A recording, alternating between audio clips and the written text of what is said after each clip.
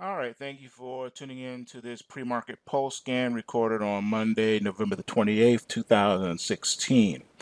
The gold futures was up, about $10 on Sunday trading, got up to 1,200 even, and has since pulled back. So I do believe that the long position in the DGLD should hold and should be a nice strong position. I'm looking to add to that position this week because I do see gold's little pop up being sold heavily this week, just like it normally does. So if that changes and something turns into it, I'm going to be watching the UGLD closely, and I'm going to be watching JNUG closely as well. So just in case the market reversal is a little bit stronger than anticipated, we'll be able to liquidate the DGLD and get long the UGLD and the JNUG. But I just don't see that happen. I really see another furious leg down. That's just the momentum is pretty strong on the gold side of things. I don't have any rally alerts to speak of. And speaking of that, let's take a look at what we do have here for this week's trading. If you look at your sheet under the 9/11 rally alerts, we do have quite a few. I'm going to be updating the in-play sheet too because I have a special in-play sheet that I've been looking at that has a few more things on it, but it's a good guide. All right, on the 911 side of things, we have a rally alert for the Bitcoin ETF. We have a rally alert in silver, though. The USLV bonds, JNUG has a rally alert, Nugget has a rally alert. So there are quite a few here if you go down the list. So I'm going to watch these. I'm going to see what we have. Will the miners catch a bid?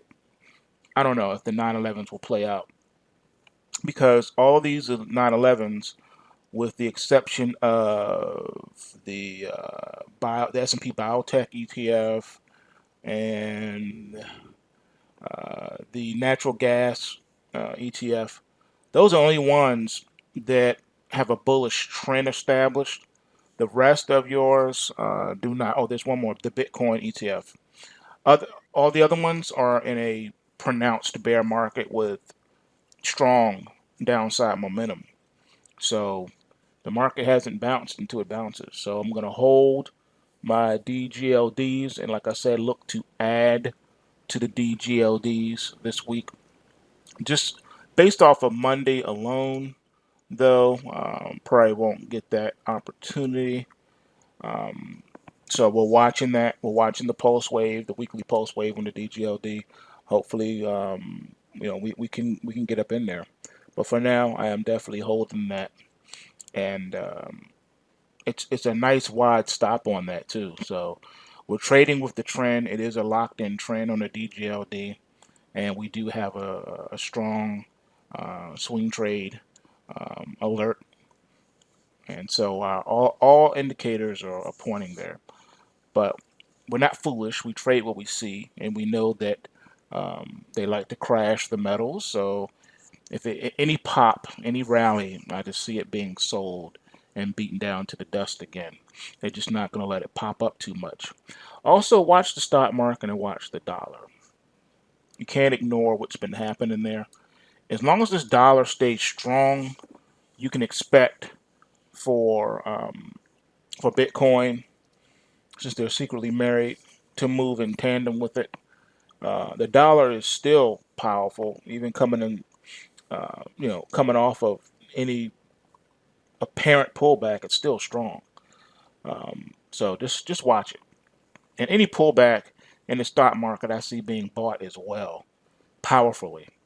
So I'm going to be watching the TQQQ because that pulse wave is not far away, and if we get a trigger, then we're going to have to ride that thing for all it's worth because that's has a wide stop on it too, which is great. That means that the volatility is such that it's moving in favor of what we see here. So that's just a good one to watch. But you can't ignore the SQQQ as well. Both of these right here, if you look on your your sheet are in a flux. You're in pronounced trends, but the long-term trends are in a corrective phase. On the SQQQ, the long-term uptrend is in a retracement. And in the TQQQ, you have the downtrend is in a retracement. So it's really interesting the way these are looking.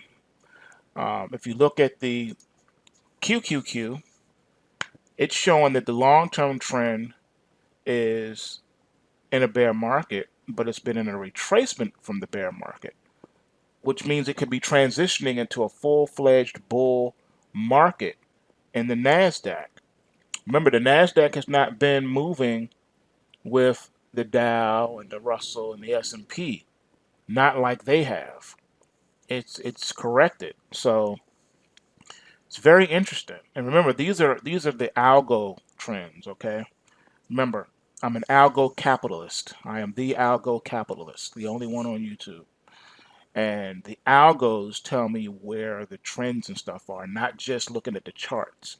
You will see there are times where you'll look on your weekly pulse wave indicator list and you'll see that it will be opposite of what you see in the chart. If you were to pull up a chart in your trading platform, it may show something's in the bull market, and the algo will say, no, it's not, it's in a bear market.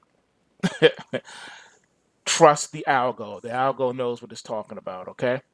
So anyway, just wanted to point that out there. So that's what I'm seeing for gold this week. I see gold getting a little pop to begin, and then just falling down. I mean, it's just, what can you say?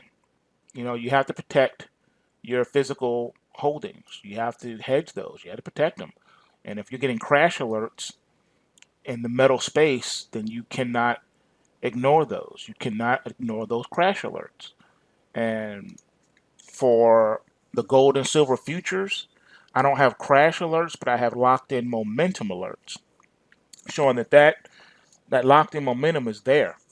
So even if we get a retracement off of that today, it's still bearish, man. Look where your buy trigger is for the pulse wave for the gold, and then look where it is for the silver. That should tell you something. It's saying even if you get a pop, to ignore it, because look where we closed, look where your pulse wave is, and then you tell me. You have a 40 under the gold futures. And on your sheet, that's ticker D_1GC and then little c1. And you see where the pulse wave entry price is, and you see under your alert column, you see a 40. So you have a positive swing VIX. But if you look to the right side here under your negative momentum, you got locked in downtrend momentum. That is crucial. So you can't have a positive swing VIX with a negative bot check, because that means that the bears are in control of this market. Okay? Keep that in mind. That is critical. That's crucial. And then when you look at the silver one, which is 1SI little c1, silver 5,000. You see that one? All right. That is a rally alert in your momentum column, but look what your post wave price trigger is. So it's basically disregarding any positive momentum readings because the downtrend is so locked in and strong. And then look at your downtrend. You have a 70 on both of those. That's extraordinarily powerful. All right, so just want to give you all the heads up on that. So I see gold continuing to go down and being beaten into the dust. All right, so let's trade what we see. If we're wrong, we got our trading plan. You got the pulse waves to know how to handle that, and that's what we do. So anyway, remember, bulls make money, bears make money, and pigs get slaughtered. So remember to take what you can and give nothing back. Peace. See you in the trading room.